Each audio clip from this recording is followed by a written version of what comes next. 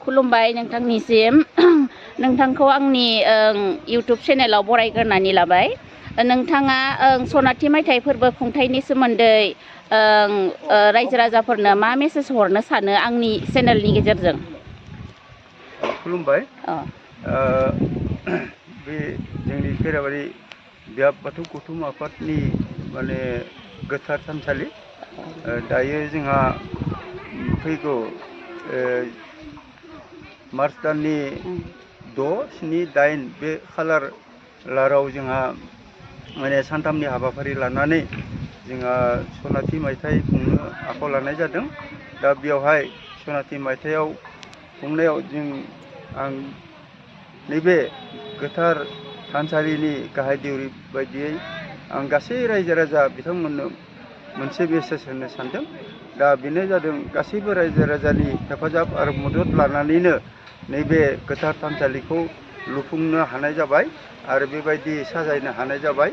जोंहा मोनफ्रोमबो हाबाफारियाव जाहाथे गासैबो रायजो राजानि हेफाजाब आरो मदद मोननानै जोंनि हाबाफारिफोरखौ जाफुंसार होनायाव जों मदद नागिरदों। दा बेखायनो गासै रायजो राजा बिथांमोना जाहाथे जोंखौ हेफाजाब आरो मदद होफैयो लैहोर लैहोर फैनानै। बेनि थाखायनो गासै रायजो राजा नोंथांमोननिसिम आंनि खुलुमनाय आरो सिबिनायजों जाहाथे नैबे गोथार थानसालियाव गाबोननिफ्राय जानो गोनां जा सनाथि मायथाइ बे सनाथि मायथाइखौ खुंफुंनायाव हाबाफारिफोराव मोनफ्रोमबो हाबाफारियाव जाहाथे मुखुब थानानै जोंनि हाबाफारिफोरखौ मोजाङै जाफुंसार होनो हायो।